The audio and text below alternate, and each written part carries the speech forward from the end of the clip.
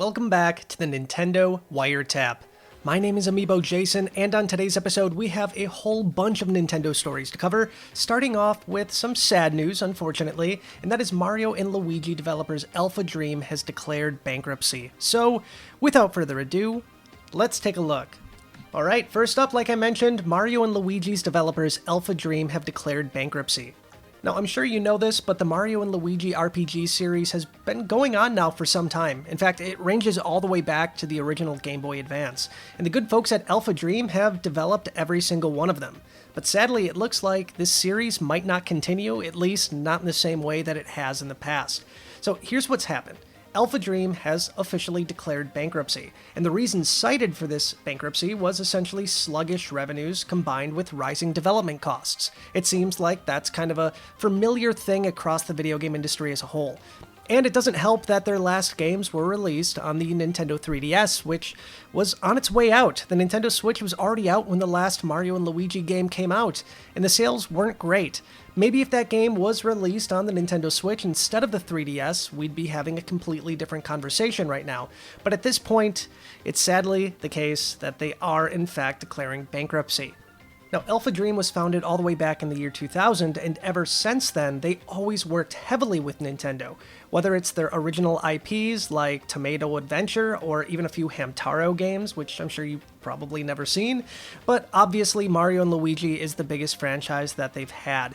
Now, at this point, it's not necessarily completely game over for this series. A few things could happen. Number one, Nintendo could decide to continue this series either on their own or through another third party. Or Nintendo could even purchase Alpha Dream if they are so inclined and save them from bankruptcy. But judging by the sales of the Mario and Luigi games in the past, I might not be surprised if Nintendo decides to put this franchise to bed once and for all. But that's just my opinion. I'm really curious to see, what do you think about this story? Are you bummed? Do you absolutely love these games? Let me know your thoughts about the series, the bankruptcy, in the comments down below. Alright, moving into story number 2 today, Super Mario Maker 2 finally gets a multiplayer-rich version 1.1.0 update. Now, Nintendo has been oddly silent on Super Mario Maker 2's front ever since it launched all the way back in June, but we've finally been given a significant update bringing some much requested features. Now, for starters, you're going to be able to play levels with friends online, both in co-op and versus mode, something that really should have been included since day one. I have no idea why Nintendo decided not to include it, but I have no idea. Now, another online feature that's been added is the ability to view official makers, which right now include Nintendo's various regional offerings. The tweet announcing this change confirms collaborations and events are on the way too, so you might even see bigger names in the Nintendo community uploading their courses, and you can see them in this section. Maybe somebody like The Completionist. Who knows, maybe even Nintendo Wire will do something with this. Wishful thinking, but you never know. And finally, you're going to be able to make courses in handheld mode with both touchscreen and button controls. Now, that's everything in this update, but Nintendo has also confirmed that new course parts are coming in future updates too. What those are going to look like, I have no idea, but here's hoping that Super Mario 2 might get some love in a future update for Super Mario Maker. I would love to design courses based on that amazing game. But thank you, Nintendo, for finally updating Super Mario Maker 2 in the way that we needed it. Now, hopefully they can fix their online services so we can actually play in a mode that's not completely slow-mo, but that's maybe another update down the road. Alright, moving on to story number 3 today, we have a collectible coin pre-order bonus that you get when you pre-order Pokemon Sword and Shield Double Pack at Best Buy. Now, a number of retailers around the world are offering bonuses for people who pre-order Pokemon Sword and Shield, and it looks like Best Buy is no exception to this. Purchasing the double pack ahead of the game's release is going to earn you a collectible coin that depicts both of the game's legendary Pokemon on either side. And on top of that, you get a $10 reward certificate as well.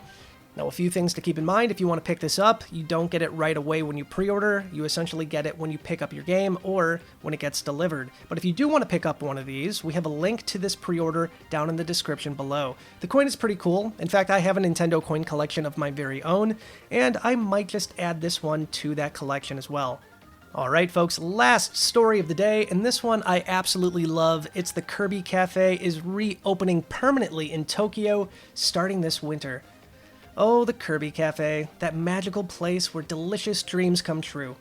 It's come and gone in various ways ever since its debut in 2016, opening temporary locations all over Japan and occasionally closing up to rework its menu. Now, the flagship spot in Tokyo recently ended its run, but we've gotten word that from now on, its future is bright and tasty for Kirby and his friends. Now, it's going to be skipping this fall, but the Kirby Cafe will indeed be coming back to Tokyo starting this winter. And unlike all previous openings, this is a permanent one, letting any and all fans come for a taste of Dreamland. Now, no word on what's new on the menu, but here's hoping it's going to be something pretty great. Now, the reason I'm so excited about this is the Nintendo Wire team has actually gone to the Kirby Cafe, and it's one amazing experience. In fact, if you want to see more of what we've done at the Kirby Cafe in the past, we actually have a video and photos showing what the Kirby Cafe is all about. And let me tell you, if you're a fan of Nintendo or Kirby, you need to check this out if you ever end up in Tokyo. Alright folks, that's going to wrap up tonight's Nintendo Wiretap. I'll see you soon with yet another episode, and in fact I have a little bit of breaking news here as well.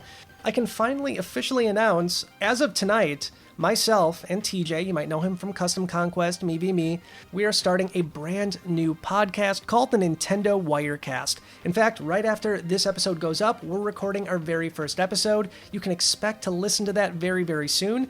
In fact, I'll put a link down to our podcast down in the description below. You can find us wherever podcasts can be found. Alright guys, I'll see you soon with yet another episode, but as always, until then, stay wired in. Bye guys.